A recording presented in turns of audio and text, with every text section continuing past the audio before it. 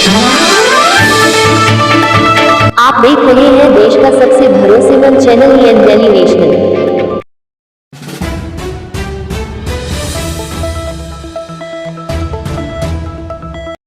नमस्कार, आदाब, सत श्री अकाल। इस वक्त हम मौजूद हैं गोरखपुर के अंदर। आपको बताते चले 1 तारीख को विगत 1 अप्रैल को Gorakhpur bar association civil court का चुनाव हुआ। 10 बजे से वोटिंग शुरू हुई, 5 बजे तक वोटिंग हुई, सकुशल वोटिंग हुई।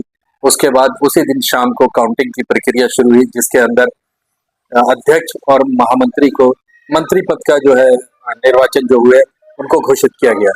हमारे साथ नवनिर्वाचित मंत्री यहाँ पे मौजूद है, अनुज अस्थाना साहब हमारे साथ यहाँ पे मौजूद। आपका बहुत बहुत स्वागत है। आपका और आपके दर्शकों का बहुत बहुत हम आभार व्यक्त करते हैं और स्वागत करते हैं।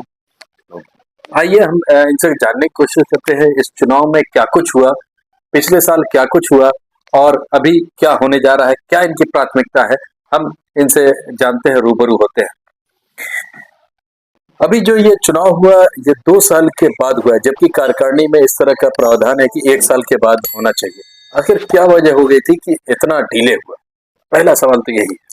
ये बहुत ही दुर्भाग्यपूर्ण रहा है कि हमारा संविधान 1 साल के लिए चुनाव कहता है, लेकिन यह जो कार्यकारिणी थी यह खींचते खींचते 2 साल से ऊपर ले गई और जबकि चुनाव 1 साल में होना चाहिए था।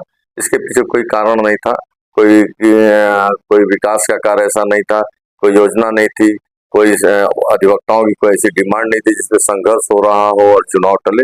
ये बहुत ही दुर्भाग्यपूर्ण रहा है कि हमारा चुनाव 2 साल में हुआ। आने वाले समय में इसको रेगुलाइज किया जाएगा। अगली कार्यकारिणी जो अब आपकी आई है वो 1 साल बाद कराएगी चुनाव अपने जो टेन्योर है उस टेन्योर पे। निसंदेह हम अपने संविधान की इज्जत करते हैं। संविधान जो हमें इजाजत देता है उसके अनुसार मैं 365 दिन के अंदर ही चुनाव करा दूंगा।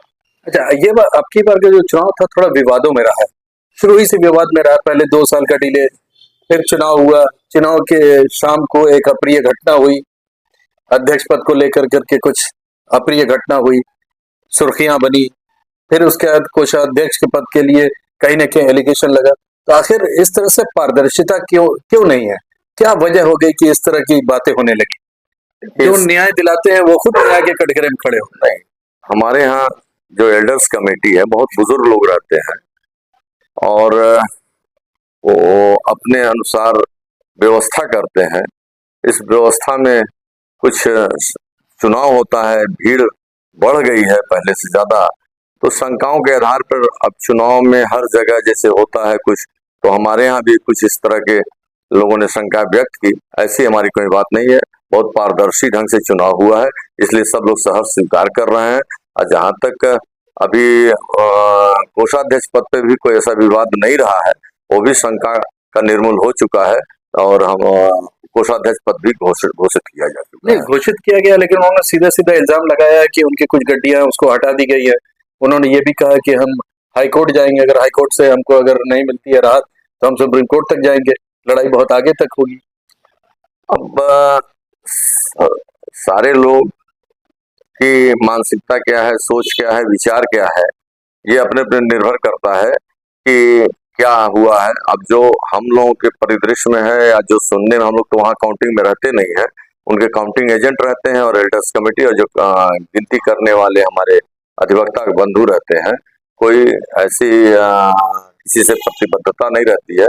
कहीं चूक हुई होगी, उनका शंका वहाँ गया होगा, उसका उन्हें लगता कि मेरे शंका के समाधान का निराकरण नहीं हुआ है, तो वो उनको आहत है, तो वो स्वतंत्र हैं हाई कोर्ट जाने का, न्याय पाने का। इसमें हमारे कोई वो नहीं है। अगर कह रहे हैं एकदम निष्पक्ष है, तो आखिर उस कमेटी ने ये क्यों लिख कर दिया कि 4 तारीख को 11 बजे हमारी कमेटी की मीटिंग होगी, उसके बाद निर्णय लिया जाएगा, अगर जरूरत पड़ी तो निर्णय में अगर लिया जाएगा तो फिर से रिकाउंटिंग किया जाएगा। आखिर ये शंका कहाँ से पैदा हो गई?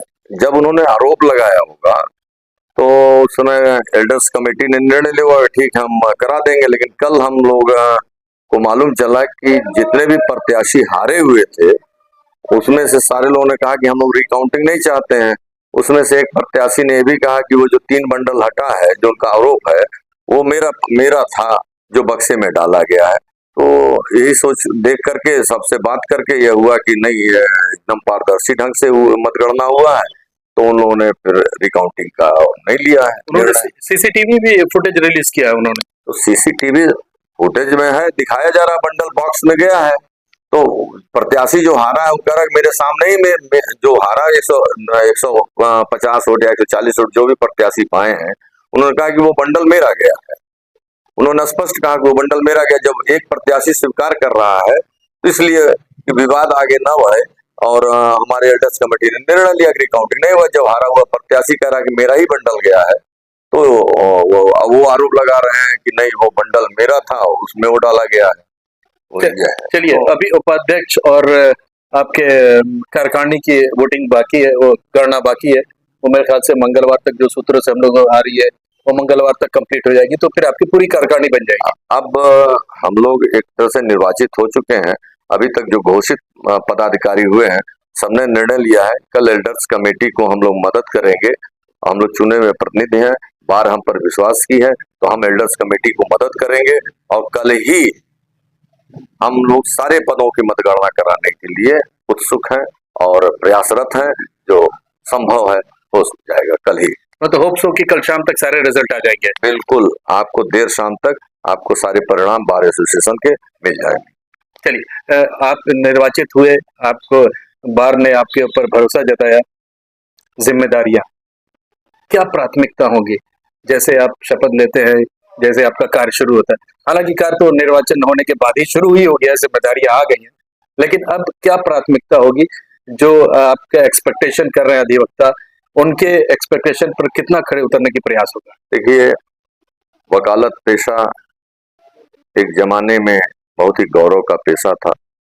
इसमें संभ्रांत परिवार के लोग, जिन्हें नौकरी भी मिलती थी, नौकरी ठुकरा कर वकालत करते थे।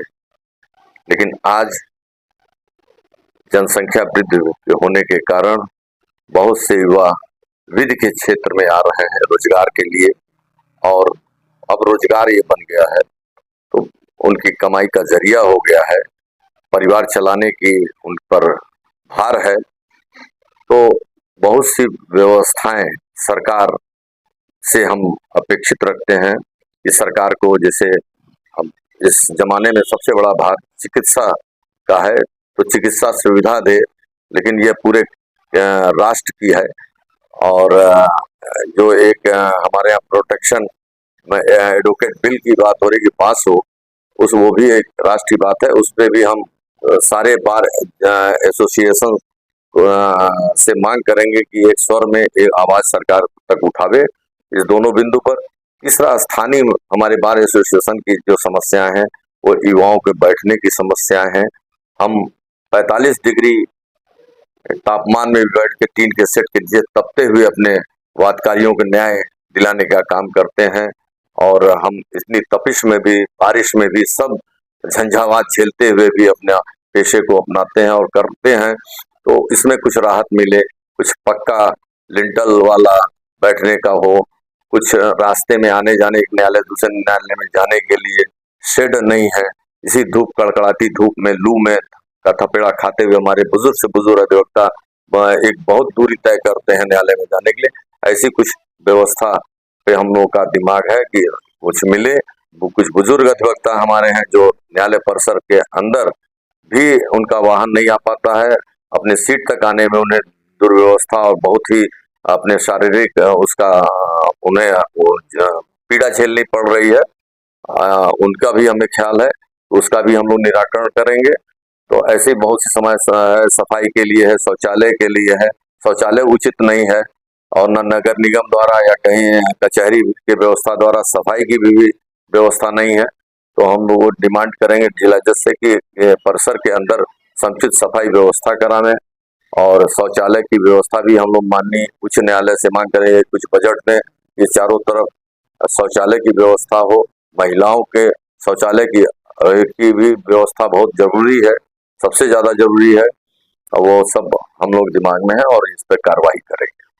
इधर अगर 10-15 साल की बात कर ले तो आधी आबादी ज्यादा आ रही है कोर्ट के अंदर, महिलाओं का पार्टिसिपेशन बहुत ज्यादा हुआ है एज ए अधिवक्ता।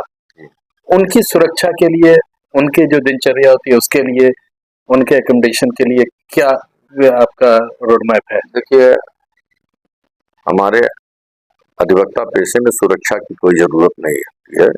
हम लोग असुरक्षित नहीं है, चाहे वो महिला हो चाहे कोई अधिवक्ता हो, हमें सुरक्षा की कोई ऐसी जरूरत नहीं होती है।